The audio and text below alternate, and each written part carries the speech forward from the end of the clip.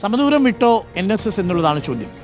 Sukumaran Nair Indian എക്സ്പ്രസിന് കൊടുത്ത അഭിമുഖത്തിൽ പറയുന്ന കാര്യങ്ങളിലൂടെ തന്നെ നമുക്കൊന്ന് സഞ്ചരിച്ചു നോക്കാം. യഥാർത്ഥത്തിൽ പറയുന്നത് പലതും വാസ്തവമാണ് എന്ന് നമുക്ക് മനസ്സിലാവും. സുകുമാരൻ നായരുടെ രാഷ്ട്രീയ ചരിത്രവും പ്രിയപ്പെട്ട പ്രേക്ഷകർക്കറിയാം. 18 വർഷം ഞാൻ RSSൽ പ്രവർത്തിച്ചു എന്ന് അഭിമാനം കൊള്ളുന്ന സുകുമാരൻ നായർ ഒരു കാലത്തും CPM-നെ അകമഴിഞ്ഞ് സ്നേഹിക്കുകയോ പിന്തുണയോ നൽകിയിട്ടില്ല. ഏതെങ്കിലും കാര്യത്തിൽ CPM-ൽ നിന്ന് എന്തെങ്കിലും നേടിയെടുക്കാൻ വേണ്ടി പ്രത്യേക സമ്മർദ്ദതന്ത്രം നടത്തിയിട്ടുമില്ല. എന്നാൽ മറ്റു പാർട്ടികളുടെ കാര്യത്തിലും UDF വരുന്ന സമയത്തും NSS വളരെ കൃത്യമായ സമ്മർദ്ദതന്ത്രം പ്രയോഗിച്ചിട്ടുണ്ട്. പ്രേക്ഷകർക്ക് അറിയാവുന്നൊരു സമ്മർദ്ദതന്ത്രം 5ാം മന്ത്രി വിവാദത്തിന് ശേഷം വന്ന താക്കോൽ സ്ഥാനം എന്നുള്ളതായിരുന്നു. ആ താക്കോൽ സ്ഥാനത്തേക്ക് രമേശ് ചെന്നിത്തലയെ കൊണ്ടെത്തിച്ചത് എങ്ങനെയാണ് എന്നതറിയാം. അത് ഒരൊറ്റ മനുഷ്യൻ്റെ സമ്മർദ്ദമാണ്. അത് തീർച്ചയായും സുകുമാരൻ നായരുടെ സമ്മർദ്ദവുമാണ്. CPM-ൽ ആ രീതിയിൽ വലിയ സമ്മർദ്ദങ്ങൾ ചെലുത്താൻ ധൈര്യം കാണിക്കാതിരിക്കുകയും അഥവാ അത്തരം സമ്മർദ്ദങ്ങൾക്ക് പലപ്പോഴും CPM നേരിട്ട് വഴങ്ങാതിരിക്കുകയും എന്നാൽ UDF-ന്റെ കാലത്ത് കൃത്യമായി സമ്മർദ്ദം ചെലുത്തി അതാത് സ്ഥാനങ്ങൾ ഉറപ്പിക്കുകയും ചെയ്യാൻ സുകുമാരൻ നായർക്ക് കഴിയുമായിരുന്നു. ആ സുകുമാരൻ നായരാണ് ഇപ്പോൾ ഇതാ ഈ നിലപാടെടുത്തിരിക്കുന്നത്. എന്താണ് ആ നിലപാട്? പറഞ്ഞിരിക്കുന്ന കാര്യങ്ങൾ വാസ്തവമല്ലേ? പല കാര്യങ്ങളും. അതിലാദ്യത്തത് നമുക്ക് BJP-യിൽ നിന്ന് തന്നെ തുടങ്ങാം. സുജയ പറയാതെ പോയൊരു കാര്യം ഞാൻ പറയാം. ഈ ശബരിമല യുവതീ പ്രവേശനവുമായി ബന്ധപ്പെട്ടതിന് ശേഷം കേരളത്തിൽ അന്ന് 2019-ലും 2018-ലും അന്ന് കേരളത്തിലെ സഹമന്ത്രിയായിരുന്ന V. മുരളീധരൻ നടത്തിയൊരു പ്രസ്താവന വായിച്ചുകൊണ്ട് ഞാൻ അത് തുടങ്ങാം. അന്ന് V. മുരളീധരൻ പറഞ്ഞത് ശബരിമല വിഷയത്തിൽ നിയമനിർമ്മാണം നടത്താൻ BJP തയ്യാറാണ് എന്നാണ് പറഞ്ഞത്. ഓർമ്മിക്കണം, കേരളത്തിലെ വിശ്വാസികളോട്, നാമജപം നടത്തിയ വിശ്വാസികളോട് V. മുരളീധരൻ പറയുന്നു, 2019 സെപ്റ്റംബർ മാസം 11-ാം തീയതി പറയുന്നു, ഇതാ നാമജപ ഘോഷയാത്രയിൽ പങ്കെടുത്ത ഭക്തരെ ശബരിമല യുവതീ പ്രവേശനവുമായി ബന്ധപ്പെട്ട സുപ്രീം കോടതി വിധി മറികടക്കാൻ വേണ്ടി കേന്ദ്രം നിയമനിർമ്മാണം നടത്താൻ തയ്യാറാണെന്ന് പറഞ്ഞു. നിയമനിർമ്മാണം പോയിട്ടൊരു ഓർഡിനൻസ് എങ്കിലും നമ്മൾ കണ്ടു? ഏതെങ്കിലും ഒരു നിയമനിർമ്മാണം? ഇനി അങ്ങനൊരു നിയമനിർമ്മാണം സാധ്യമാണോ? അന്ന് CPM എടുത്ത നിലപാടെന്താ? കേന്ദ്രത്തിൽ അങ്ങനെ നിയമം നിർമ്മിക്കുക സാധ്യമല്ല. എന്തുകൊണ്ടാണ് കേന്ദ്രത്തിന് അത് മറികടക്കാൻ നിയമം നിർമ്മിക്കാത്തത്? യഥാർത്ഥത്തിൽ എന്തിന്മേലാ സുപ്രീം കോടതി വിധി വന്നത്? ഇവിടെയാണ് നമ്മുടെ അജ്ഞതയെ BJP-യും കോൺഗ്രസും മുതലെടുത്തത്. പ്രേക്ഷകർക്കറിയാമല്ലോ, 1965-ലെ Kerala Hindu public religious worship act പ്രകാരം പൊതു ഹിന്ദു ആരാധനാലയങ്ങളുടെ പ്രവേശനവുമായി ബന്ധപ്പെട്ട നിയമത്തിലെ ചട്ടം 3B പ്രകാരമാണ് യുവതികൾക്ക് അവിടെ പ്രവേശന വിലക്കുണ്ടായിരുന്നത്. പരിപൂർണൻ സ്വാമിയുടെ വിധിയും നമുക്കറിയാവുന്നതാണ്. 91-ൽ ഏതെങ്കിലും ഒരു CPM സർക്കാർ, ഏതെങ്കിലും ഒരു ഇടതുപക്ഷ സർക്കാർ ഈ പരിപൂർണൻ സ്വാമി വിധി നിലവിലിരിക്കുന്ന 1990 മുതൽ 2019 വരെ യുവതീ പ്രവേശനം അനുവദിച്ചതായിട്ട് കേട്ടിട്ടുണ്ടോ? യുവതിയെ പ്രവേശിപ്പിക്കണമെന്നൊരു വാദം ഉന്നയിച്ചതായിട്ട് ഇല്ല. ആ വിധി വരുന്നത് എപ്പോഴാണ്? 2018-ൽ ആ വിധി വരുന്നു. ആ വിധി വരുമ്പോഴാണ് ഈ സർക്കാർ ഇടപെടുന്നത്. അപ്പോൾ V. മുരളീധരൻ വന്ന് പറയുകയാണ് കേന്ദ്ര നിയമനിർമ്മാണം നടത്തുമെന്നത്രേ. സംസ്ഥാനത്തിൻ്റെ നിയമത്തിലെ ഒരു ചട്ടവുമായി ബന്ധപ്പെട്ടുകൊണ്ടുള്ള വിഷയത്തിൽ എങ്ങനെയാണ് കേന്ദ്ര നിയമനിർമ്മാണം നടത്താൻ പോകുന്നത് ശബരിമലയുടെ കാര്യത്തിൽ? അത് തന്നെ ഒരു കളവായിരുന്നു എന്നുള്ളത് കേരളം തിരിച്ചറിഞ്ഞതല്ലേ? അത് കേരളം തിരിച്ചറിഞ്ഞതുകൊണ്ടാണ് 2019-ൽ കിട്ടിയ വോട്ട് പോലും 2021-ൽ കേരളത്തിൽ നിയമസഭയിൽ BJP-ക്ക് കൊടുക്കാതെ പോകുന്നതും BJP ചരിത്രത്തിൽ ഏറ്റവും ദുർബലമായ വളർച്ച ഉണ്ടാവുന്നതും. പടവലങ്ങിയ പോലെ താഴോട്ട് പോകും. 2019-24 തമ്മിലാണ് പാർലമെന്റ് തെരഞ്ഞെടുപ്പുകൾ. ആയിക്കോട്ടെ, 2000 ഇതിന് ശേഷം നടന്നാൽ ആകെ 2 തെരഞ്ഞെടുപ്പല്ലേ പ്രധാനമായിട്ടുള്ളൂ. 2019-ലെ ലോക്സഭാ തെരഞ്ഞെടുപ്പാണല്ലോ യുവതീ പ്രവേശന ശേഷം വരുന്നത്. അതിനുശേഷം 2021 വരുമ്പോൾ എന്ത് സംഭവിക്കുന്നു? നിയമസഭാ തെരഞ്ഞെടുപ്പിൽ 2 സ്ഥലത്തും സീറ്റ് കെട്ടിവെച്ച പാർട്ടി അധ്യക്ഷൻ ഇപ്പൊ എവിടെയാ? അയ്യപ്പ കോപം ആർക്കാ? ഇവിടെ സംഭവിച്ചു നോക്കൂ. ഇവിടെ അദ്ദേഹം ഇതിലൊക്കെ അനുഭവിക്കൂ എന്ന് പറഞ്ഞ പാർട്ടി അധ്യക്ഷൻ ആ പാർട്ടിയുടെ അധ്യക്ഷ സ്ഥാനത്ത് നിന്ന് പുറത്തായി. വളരെ പെട്ടെന്ന് ഗവർണറായിട്ടൊക്കെ നിയമിക്കുന്നതാണല്ലോ. രണ്ടാമത്തെ ഒരു കാര്യം എന്താ? 2 പ്രധാനപ്പെട്ട മണ്ഡലങ്ങളിലും കെട്ടിവെച്ച കാശ് പോലും പോകുന്ന അവസ്ഥയിലായിരുന്നില്ലേ? ഒരിടത്ത് കോന്നിയിൽ ഒന്ന് ആലോചിച്ച് നോക്കൂ. അവിടെയും പരാജയം സംഭവിച്ചു. പിന്നെന്തിനാ ഹെലികോപ്റ്റർ എടുത്തത്?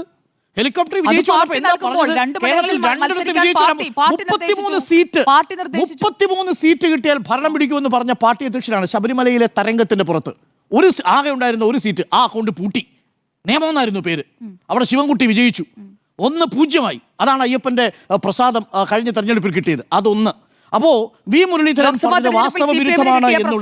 വാസ്തവവിരുദ്ധമാണ് എന്നുള്ളത് എല്ലാവർക്കും ബോധ്യമായി. അതിന്ന് കൃത്യമായി സുകുമാരൻ നായർ വളരെ വ്യക്തമായി തന്നെ പറയുന്നു.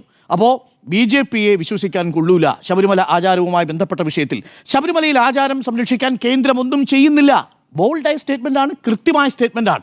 അങ്ങനെ ഒരു കാര്യവും ചെയ്യാൻ കേന്ദ്രത്തിന് കഴിയുകയുമില്ല. കഴിയുമെന്ന പേരിലുള്ള ഒരു പ്രചരണം നടത്തുകയായിരുന്നു കേന്ദ്രം ചെയ്തത്. ഇതാണ് ആദ്യത്തെ കാര്യം. 2, UDF-ന്റെ കാര്യത്തിൽ എന്ത് നിലപാടാണ് എടുത്തത്?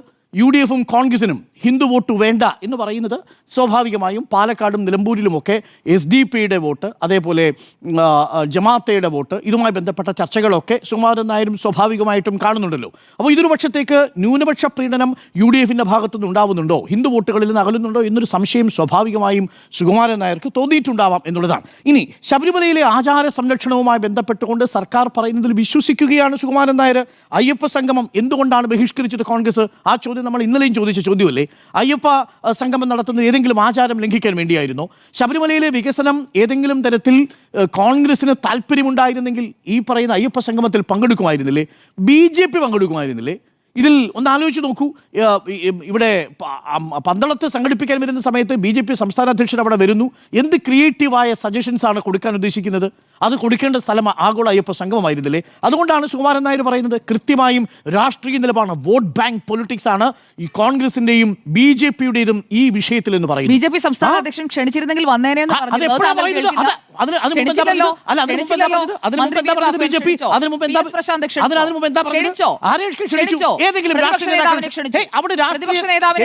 കേൾക്കൂ, അവിടെ ഏതെങ്കിലും രാഷ്ട്രീയ നേതാക്കളുടെ സംഗമമാണോ അവിടെ നടന്നത്? അല്ല, ഇദ്ദേഹം ആഗോള അയ്യപ്പ സംഗമത്തെ കുറിച്ച് BJP-യുടെ നിലപാട് അയ്യപ്പ സംഗമത്തെ കുറിച്ച് എതിർത്തുള്ള നിലപാടല്ല. ഞാൻ BJP-യുടെ നിലപാടാണ്.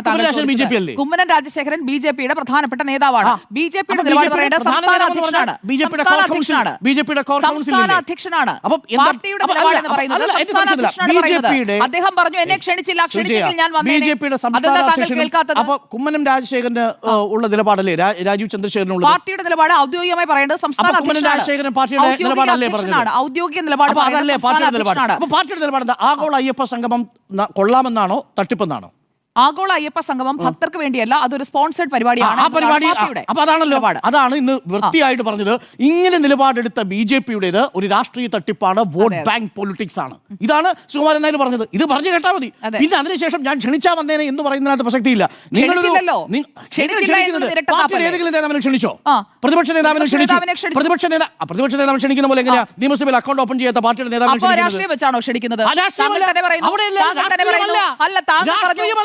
പ്രതിപക്ഷ നേതാവ് ഔദ്യോഗിക പദവിയാണ്. ഏത് ഔദ്യോഗിക പദവിയിലാണ് BJP നേതാവിനെ ക്ഷണിക്കേണ്ടത്? മുൻ കേന്ദ്രമന്ത്രി എന്ന നിലയിൽ ക്ഷണിക്കാം.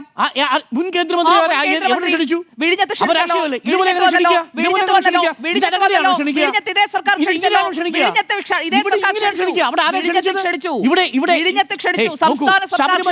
ശബരിമലയിലെ ആഗോള ഭക്തജന സംഗമത്തിൽ പാർട്ടിയുടെ എണ്ണം പറഞ്ഞ് BJP, മുസ്ലിം ലീഗ്, കേരള കോൺഗ്രസ് എന്ന് പറഞ്ഞ ഏതെങ്കിലും നേതാവിനെ ക്ഷണിച്ചോ? മുസ്ലിം ലീഗ് ഈ പരിപാടിക്ക് ഞങ്ങൾക്ക് എതിർപ്പില്ല എന്ന് പറഞ്ഞ ക്ഷണം കിട്ടിയപ്പോഴാണ്. ആരും ക്ഷണിച്ചു? VD സതീശനെ ക്ഷണിക്കാം. പ്രതിപക്ഷ നേതാവല്ലേ? നിയമസഭയിൽ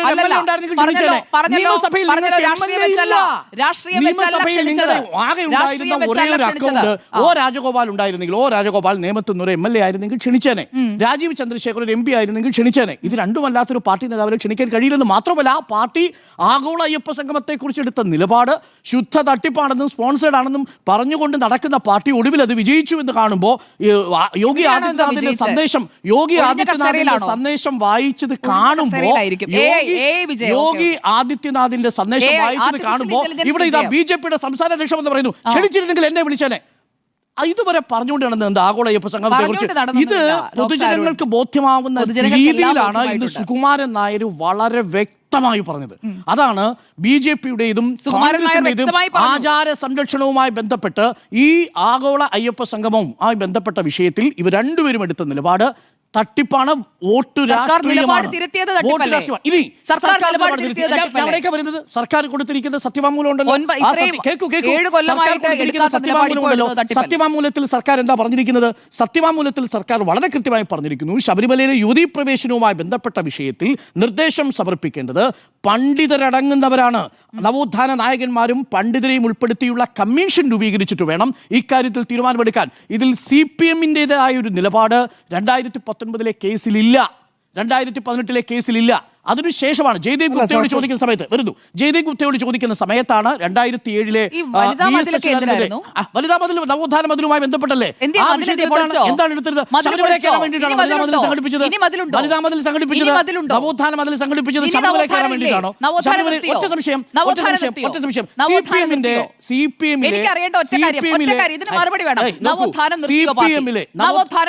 നവോത്ഥാനം നിർത്തണമെന്നാണോ താങ്കൾ പറയുന്നത്? എനിക്കറിയാൻ വേണ്ടിയാണ്. നവോത്ഥാനം ഒരു കാരണവശാലും നിർത്താൻ പാടില്ല എന്ന നിലപാടെടുക്കുന്ന പാർട്ടിയാണ് ഈ നവോത്ഥാനം വേണ്ടേ? നവോത്ഥാനം വേണ്ടേ? നവോത്ഥാനം തുടർച്ചയായി എന്താണ്? അല്ല, സർക്കാർ കൊണ്ടുവന്ന നവോത്ഥാനം പറഞ്ഞു കഴിഞ്ഞാൽ പുതിയ ഉത്ഥാനം, ഉണർവ്, അത് നമ്മുടെ സംസ്ഥാനത്ത് മുഴുവൻ ഉണ്ടാകണം. അത് 2018-ലും 19-ലും നിന്ന് പോകേണ്ട ഒന്നല്ല.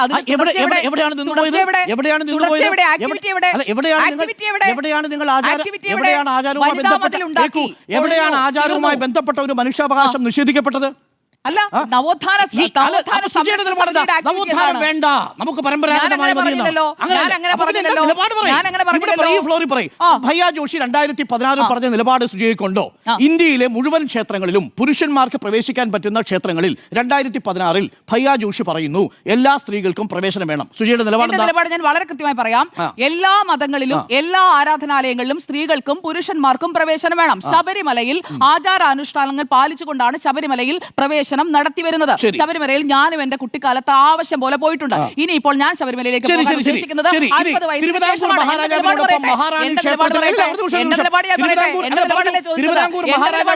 മഹാറാണി അമ്പലത്തിൽ സന്ദർശനം നടത്തിയിരുന്നു എന്നതിന് രേഖകൾ പുറത്തു വന്നു. തിരുവിതാംകൂർ മഹാരാജാവിനെതിരെ നിലപാടെടുക്കും നിങ്ങൾ?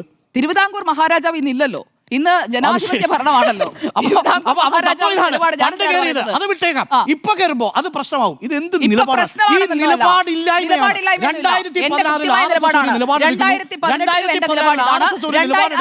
ശബരിമല അടക്കമുള്ള ഹിന്ദു ക്ഷേത്രങ്ങളിൽ എന്റെ സമയമാണ് 2016 കേൾക്കൂ. 2016 താങ്കൾ പറഞ്ഞതിനുള്ള മറുപടി കേട്ടു. ഇനി കേൾക്കൂ. 2016 ഭയ്യ ജോഷി എന്ന RSSന്റെ സൈദ്ധാന്തികനും നേതാവും പറയുന്ന വാചകം ഇതാണ്. മാത്രമല്ല എല്ലാ ക്ഷേത്രങ്ങളുമാണ്. അത് ശബരിമല ഒഴിവാക്കിയിട്ടില്ല. ശബരിമല വിധിക്ക് ശേഷം നിലപാട് മാറ്റി. അതല്ലേ മലക്കമറിച്ചിൽ. അപ്പൊ വിധിക്ക് മുമ്പോ? അല്ലാതെ വിധിക്ക് മുമ്പുള്ള വിധിക്ക് മുമ്പുള്ള നിലപാടെന്താ? രാജഗോപാലിന്റെ നിലപാടെന്താ വിധിക്ക് മുമ്പുള്ള? അല്ല, അതെന്തായാലും NSS ജനറൽ സെക്രട്ടറി പറഞ്ഞനുസരിച്ച് CPM നവോത്ഥാനം വേണ്ട. അല്ല, കേൾക്കൂ.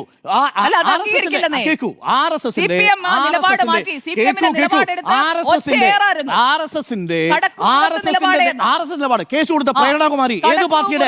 കേസ് കൊടുത്ത പ്രേരണകുമാരി. നിങ്ങൾ ബഹളം ഉണ്ടാക്കല്ലേ സുജയ? സംസാരിക്കുന്ന സമയത്ത് ഞാൻ ബഹളം ഉണ്ടാക്കിയില്ലല്ലോ. അനാവശ്യമായി ബഹളം ഉണ്ടാക്കുന്നത് നമ്മൾ ഈ ചർച്ച പ്രേക്ഷകർ കേൾക്കാൻ വേണ്ടിയല്ലേ? പ്രേരണകുമാരി ഏതു പാർട്ടിയുടെ സുപ്രീം കോടതിയിലെ ഏത് കൗൺസിലിലെ അസോസിയേഷന്റെ നേതാവാ പ്രേരണകുമാരി? കേസ് കൊടുത്ത പ്രേരണകുമാരി. സുജയ പറഞ്ഞേ. താങ്കളുടെ ടേൺ ആണ്. താങ്കൾ പറഞ്ഞത്. അല്ല, ഇത് ഉത്തരം പറയൂ. ഏത് പാർട്ടിയുടെ? അത് BJP-യുടെ ഞാൻ പറയുന്നു. അല്ല, ഡോക്ടർ അരുൺ ചോദ്യം ഉന്നയിക്കുകയാണെങ്കിൽ ഉത്തരം പറയാനുള്ള സമയം. വളരെ ക്ലിയർ. 2016 ഭയ്യ ജോഷി എന്ന RSS സൈദ്ധാന്തികൻ എടുത്ത നിലപാട് ക്ഷേത്രപ്രവേശനത്തിന് യുവതിക്കും പുരുഷന്മാർക്കും തുല്യ അവകാശം വേണമെന്നാണ്. ആ നിലപാട് ഭയ്യ ജോഷി മാറ്റുന്നത് 2019 ശേഷമാണ്. ശബരിമലയുടെ കാര്യത്തിൽ പ്രാദേശികമായിട്ടുള്ള ചില സെന്റിമെന്റ്സ് ഉണ്ട് എന്ന് ഭയ്യ ജോഷി നിലപാട് തിരുത്തുന്നത് 2019 ശേഷമാണ്. അത് നിലപാടിലുള്ള മലക്കം മറിച്ചിലല്ലേ? Question number 1. ക്വസ്റ്റ്യൻ നമ്പർ 2, ഈ കേസിൽ കോടതിയിൽ പോയിരിക്കുന്നത് CPM-ലെ ഏതെങ്കിലും അംഗങ്ങളോ CPM-ലെയോ ഇടതുപക്ഷത്തെയോ ഏതെങ്കിലും പ്രവർത്തകരാണോ? ഏതെങ്കിലും നാളിതുവരെ CPM ഈ കേസുമായി ബന്ധപ്പെട്ട് കോടതിയിൽ ഒരു കേസ് പോയിട്ടുണ്ടോ? CPM-ലെയോ ഇടതുപക്ഷത്തെയോ ഏതെങ്കിലും പ്രവർത്തകർ കോടതിയിൽ ശബരിമലയിൽ കയറാൻ വേണ്ടിയിട്ട് ശ്രമിച്ചിട്ടുണ്ടോ? ഈ ചോദ്യങ്ങൾക്കൊന്നും ഉത്തരമില്ലാതിരിക്കെ ഇരുട്ടത്ത് നിർത്തി രാഷ്ട്രീയ നേട്ടം കൊയ്യാൻ വേണ്ടിയാണ് കോൺഗ്രസും BJP-യും ശ്രമിച്ചത് എന്നാണ് ഇന്ന് ജനറൽ സെക്രട്ടറി സുകുമാരൻ നായർ പറഞ്ഞു വെച്ചതിൻ്റെ പൊരുൾ. അതുകൊണ്ടാണ് നാമജപ ഘോഷയാത്രയിൽ അവസാനമാണ് അവർ പങ്കെടുക്കാൻ വന്നത്. നമ്മൾ തുടങ്ങി, അവസാനം അവർ പങ്കെടുക്കാൻ വന്നു. അവർക്ക് തിരഞ്ഞെടുപ്പ് അടുക്കുമ്പോൾ രാഷ്ട്രീയമുണ്ട് എന്ന് പറയുന്നതിലൂടെ കാര്യങ്ങൾ വ്യക്തമാണ്, കാര്യങ്ങൾ തിരിച്ചറിഞ്ഞു തുടങ്ങിയിരിക്കുന്നു എന്നുള്ളതാണ്. പക്ഷേ ഇത് എങ്ങനെയാണ് കേരള രാഷ്ട്രീയത്തെ നിയന്ത്രിക്കാൻ പോകുന്നത് എന്നുള്ള കാര്യത്തിൽ എനിക്ക് ആശങ്കയുണ്ട് എന്ന കാര്യത്തിലും ഒരു സംശയമില്ല. കാരണം കേരളത്തിലെ രാഷ്ട്രീയം ഏതെങ്കിലും തരത്തിൽ സമുദായമായിട്ടുള്ള താല്പര്യത്തിനോ സമ്മർദ്ദത്തിനോ വഴങ്ങിയല്ല മുന്നോട്ട് പോകേണ്ടത് എന്ന് വിശ്വസിക്കുന്ന ഒരു ആളാണ്. അതുകൊണ്ട് അതിൽ കൃത്യമായ സമദൂരം അല്ല ഇപ്പോൾ CPM എടുത്തിരിക്കുന്നത്. അതിൽ CPM-നോട് ഇടതുപക്ഷത്തോട് ഈ വിഷയത്തിൽ നിലവിൽ ചേർന്ന് നിൽക്കുന്നു എന്നതാണ് എൻ്റെ ടേക്ക്.